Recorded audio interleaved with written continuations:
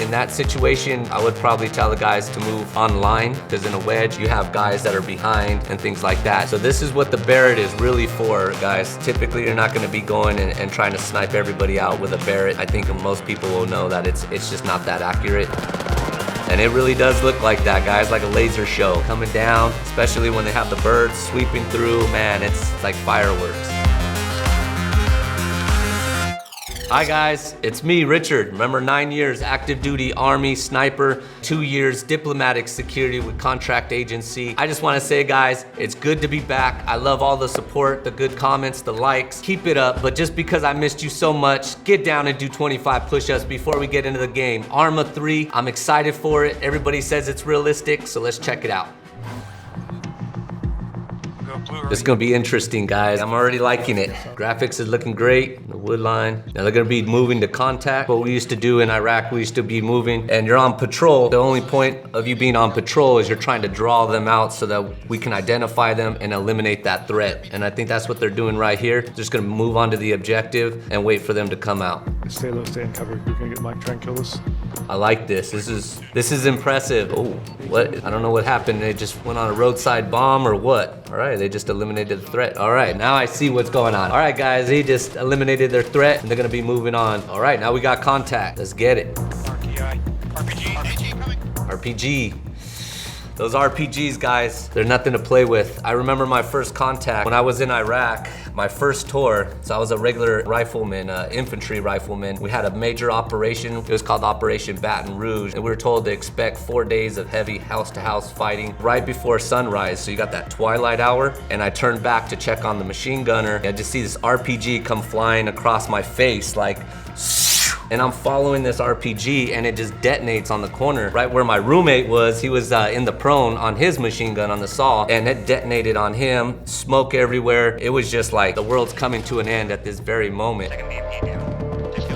All right, let's get back to this heavy fighting, guys. Let's do it. Once they get that contact, they're gonna try to suppress the enemy, keep their heads down, deliver that overwhelming firepower, and then they're gonna stand by and they're gonna creep forward just to make sure they're not running over any mines, bombs, or running into an ambush. They're just kind of probing. Slow is smooth, smooth is fast, guys. So far, this game is looking great. I like the tactics in this. They're moving slow, exactly what would happen in real life. When a major mission like this is going on, you have headquarters, and what we have is called phase lines, and these phase lines are on the map, just like the map is, but they'd have these phase lines and you're reporting to higher. All right, we just moved to phase 1. This way they can track you guys and see how far into the mission we are, where we're at exactly, and then they can start pushing logistics forward once, you know, behind, to follow behind you. Always reporting to higher, always checking, making sure you guys are on target. I'm really liking this game. This is good. All right, we're moving. It's looking like they're moving in a wedge. In that situation, I would probably tell the guys to move online. So you're sweeping, you know, you're spread out, but everybody's online and moving in all directions, because in a wedge, you have guys that are behind and things like that, and you can have incidents of friendly fire. So in that situation, wide open, I would be online, moving forward. With night vision, guys, a lot of times when you get the reports when you're going on these missions, they're checking the loom, you know. Obviously, when there's more of the moon out, you're gonna have more visibility without those nods. I hated nods. I think everybody in the military can agree and say we hate moving with those night vision on, because especially when the loom is very low, you're not gonna see very much in there, and then your depth perception is thrown off, so you might be a little clumsy. And typically, you wouldn't see that far out. They're not gonna see that kind of range, kind of be a little blurred out.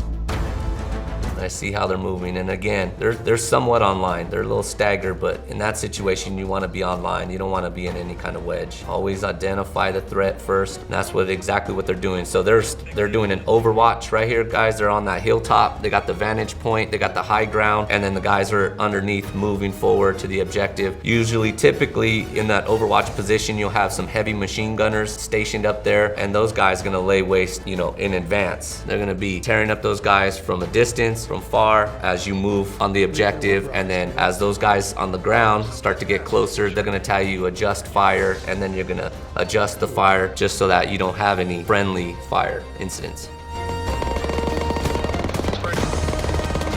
And it really does look like that, guys, like a laser show coming down, especially when they have the birds sweeping through. Man, it's like fireworks. This game is pretty realistic, guys, pretty impressive. I like the sound, I like the sound effects. Sounds pretty accurate.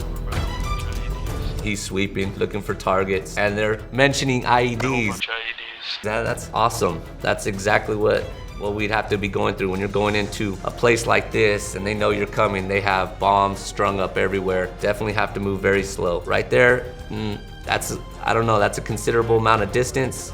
Obviously, if he's relaying information, it's gonna be a lot better because again, your secondary mission of a sniper is to report and identify battlefield information. So that's what they're doing. They're using the high optics so that it can identify threats far ahead of the advanced party. And this is exactly what it is, guys. Everything is slow moving. In real life, you're moving slow. You're not moving fast and running around and shooting everything up. Everything's not action packed. You're moving slow. You neutralize a threat. Everybody reconsolidates, gets the mission going again, and then you're moving forward. It's slow moving. It's not like Call of Duty or anything where you're running around just lighting everything up. All right, perfect. I love the communication, you know. Everything about being in the battlefield, it's shoot, move, and communicate. And that's exactly what they're doing. It's perfect. So they're laying out these targets ahead of time and they're moving. It's excellent. As a sniper, you know, you don't really have much of a threat. You shouldn't be in harm's way as a sniper for the most part, right? You're coming from a distance and they don't know your position. So you don't have that fear of getting hit or being shot at or anything at that moment, you know. This is intense. I like this. So this is what the Barrett is really for, guys. Firing on vehicles, small vehicles. Typically, you're not gonna be going and trying to snipe everybody out with a Barrett. I think most people will know that it's just not that accurate. You know, like I said, it kicks up a lot of dirt and debris. So your secondary shot, your follow through is always gonna be a little distorted. And so it takes a little bit time in between shots to readjust. And he definitely wouldn't be taking a shot with his guys right in front. Taking out vehicles is definitely its primary. With the windage, I believe on my top was my range and on the side was my left and right, if I can remember right. And we're talking about values, full values, and adjusting. So I don't remember too much about dialing in often. It does take time, like they're relaying information, they're identifying that target. He's telling them, this is the distance, this is the direction. Hey, I'm gonna light up this target for you so that you can identify it. All right, you see it, now dial in this, dial in that windage, that range. We're at full value wind or a half value wind, and you're constantly relaying information before you take that shot. So taking repeated shot is very difficult unless you have set up beforehand and you had those range cards set up where you've identified certain areas and ranges so you have that quick reference point. Other than that, you would probably be in a hold off. You're set on your range and then you're just kind of like adjusting because you know, hey, if I'm set at, you know, 400 yards or 500 yards, I know I gotta elevate because it's a little farther out, or I gotta go a little lower on those mil dots.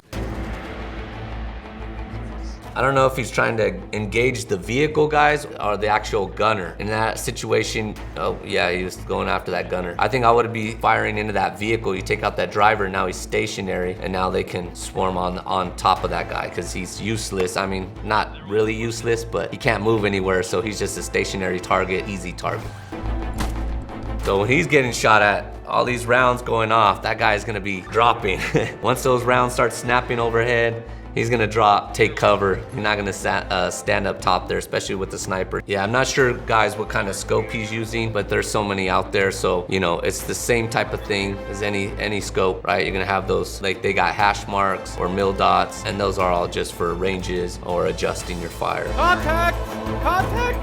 Yeah, look at that, contact. First thing you do, contact, contact, contact. Everybody knows, and now it gets serious, right? Did he just get killed?